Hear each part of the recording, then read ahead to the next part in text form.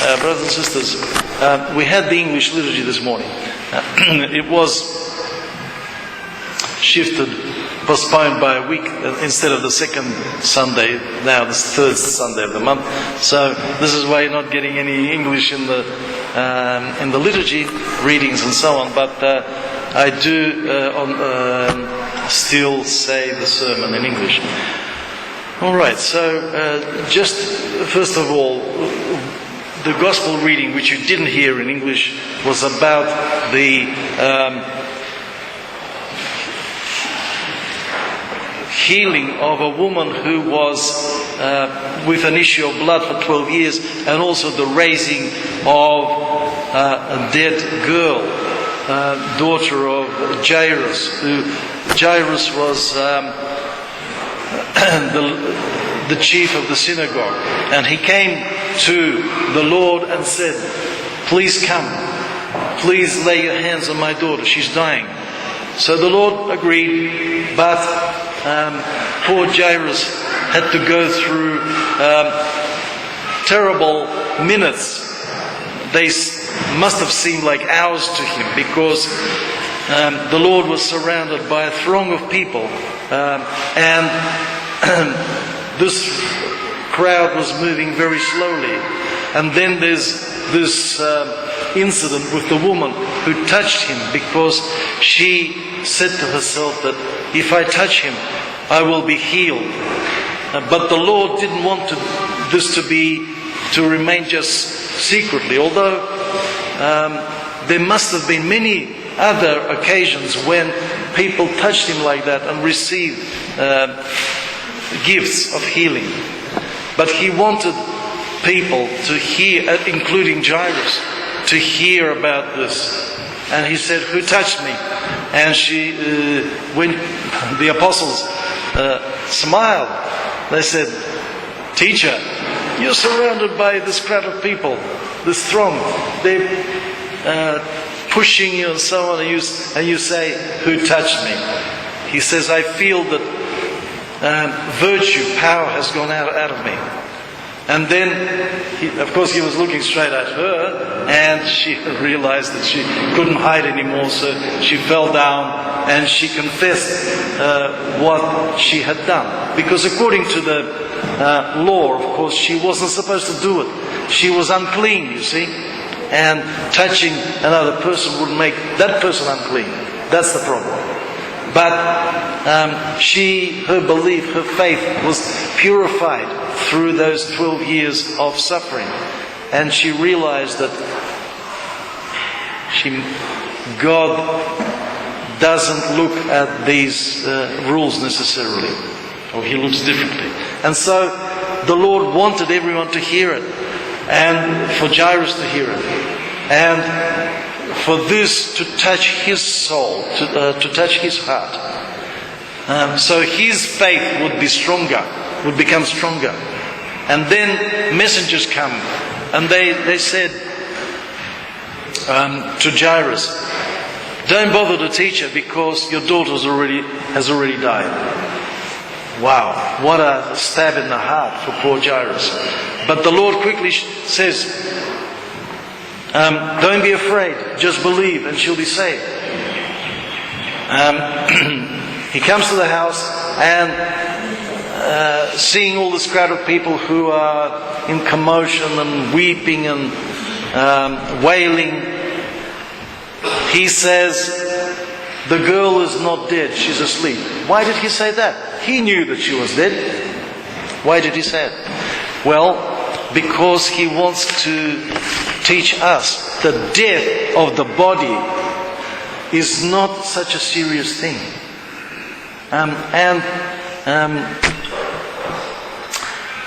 Archbishop Nicholas Velimirovic, the great Serbian preacher, he gives this analogy. He says, if you're driving a car and the car breaks down, are you going to sit in it until you die yourself?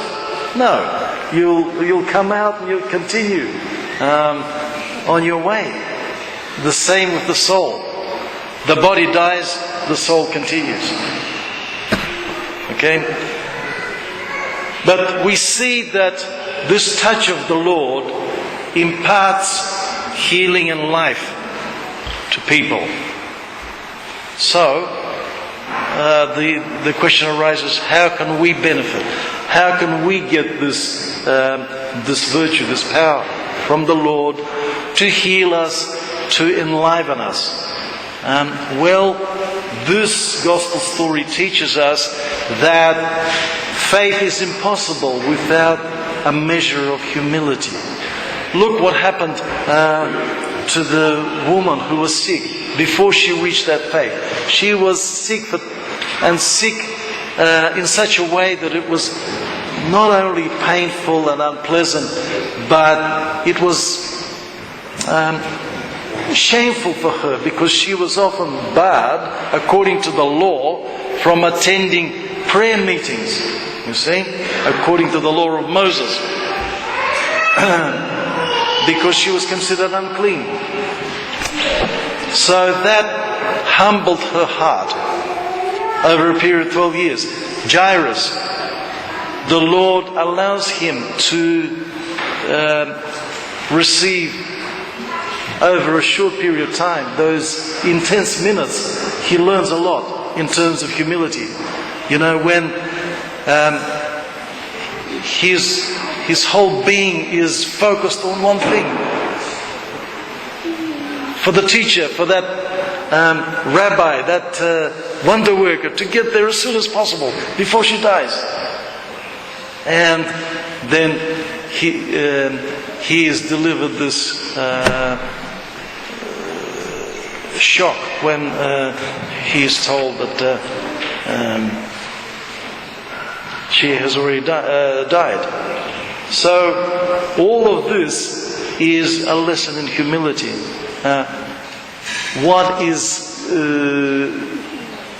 humility in this sense? Well, it's a realization that we are nothing without God. Okay? That's essentially what humility is about. And this is what he had to learn.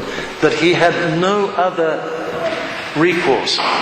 Nobody could help him. Only God. And that is a very humbling thought. Okay? And we also have to learn that we cannot receive gifts from God until we reach a certain measure of maturity in the faith through humility. It's like Saint Isaac the Syrian says, you can only receive the gifts of God with the hand of humility. Otherwise, of course, they won't do any good to us spiritually. And this is why God avoids giving us gifts if we're not prepared. We have to be mature enough. So how do we touch Christ? How do we touch the garments of Christ? Well, first of all, the church has sacraments. The sacrament of the Eucharist, first and foremost. Then the other sacraments. These are occasions when we have the opportunity to be touched by grace. Then we have many other things in the church. The Orthodox Church is full of them. It's impossible even to list all of them. These ways of prayer and various little rites where we can touch grace. And then icons. Our veneration of icons isn't the same as touching the garments of Christ, because an icon is something outward, just like a garment is. But that woman touched the garments of Christ and she was healed. If we touch, when we venerate icons or the Holy Cross, we touch them with our lips, with faith. We are doing what the fathers of the Seventh Ecumenical Council in 787 AD said, that the glory attributed to the image is referred to the origin. Okay? So when we kiss an icon of Christ, we are kissing his garments. We are kissing him. Alright? So this is the way. And let us take today's lesson of the gospel into our hearts and understand why sometimes God allows us to wait for our own benefit. Amen.